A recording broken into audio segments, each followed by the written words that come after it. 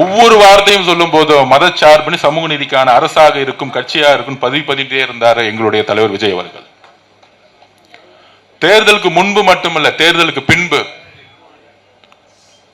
இஸ்லாமிய சகோதர சகோதரிகளை நினைத்து பாருங்கள். 108 தொகுதியோட நிக்கிறோம். ஒரு பக்கத்துல இருந்து பெரிய பெரிய குரல் வருது, நீங்க சேர்ந்தா 47 எம்எல்ஏ கிடைச்சிரும், சப்போர்ட் கிடைச்சிரும் எங்க இருந்து வேணாலும்.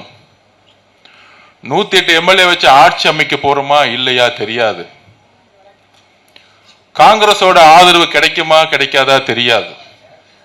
தேர்தலுக்கு முன்பே காங்கிரஸோட ஆதரவு கிடைக்கும் அப்படிங்கிற ஒரு நம்பிக்கையில் இருந்தும் கடைசி நேரத்தில் கிடைக்கல. அப்ப கம்யூனிஸ்ட் தோழர்களோட ஆதரவு கிடைக்குமா தெரியாது, விசிக தோழர்களோட ஆதரவு கிடைக்குமா தெரியாது, ஐஎம்ஓட ஆதரவு கிடைக்குமாங்கிற சிந்தனையே முதல் கிடையாது. ஏன்னா 50 வருஷ கூட்டணி. இதுதான் இயற்கை, அன்றைக்கு இருந்த சிச்சுவேஷன், உண்மை. அப்ப இயற்கையும் நேரமும் எப்படி ஒரு புதிய அரசை உருவாக்குகிறது. ஒரு சார இயற்கைன்னு சொல்லுவாங்க, நாம் இன்ஷா அல்லாஹ்னு சொல்லுவோம். உங்களுடைய வேண்டுதல், இந்த முடிவுகள் வரலாற்றில் மிகப்பெரிய வரலாறு. இந்த தேர்தலுடைய முடிவு யாரும் எதிர்பார்க்காத விஷயம். அதில் ஐஎம்எல் அமைச்சரவையில் வருவாங்கிறது இன்னும் மிகப்பெரிய பெரிய வரலாறு. ஒவ்வொரு இஸ்லாமிய சகோதர சகோதரிகள் கிட்டத்தட்ட நீங்க ஒவ்வொரு நாளும் தொழுவை பண்ணுவீங்க. அதோடைய வெற்றியா உங்களுடைய ஒவ்வொருடைய வார்த்தை மாதிரி இன்ஷா அல்லாஹ்வுடைய விருப்பமா அது மாறுச்சு. இது இயற்கையும் கடவுளால் மட்டும்தான் உருவாக்க முடியும். இந்த வெற்றியையும் இந்த கூட்டணியும் தேர்தலுக்கு ஒரு நாள் முன்னாடி இப்படி ஒரு கூட்டணி உருவாக்கும் சொல்ல யாராலும் நம்ப முடியாத ஒரு தேர்தல், அப்படி ஒரு அமைச்சரவை நம்பவே முடியாது.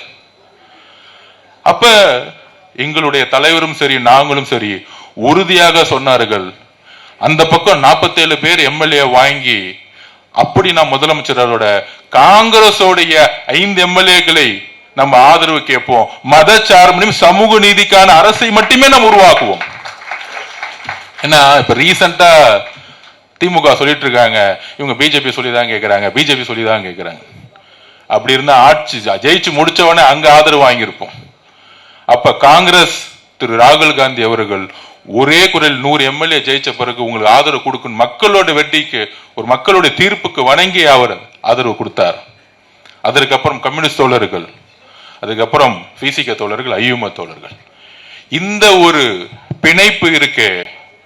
200 தொகுதி ஜெயிச்சாலும் இது ஒரு வெற்றியை எங்க தலைவர் பார்த்திருக்க மாட்டார்.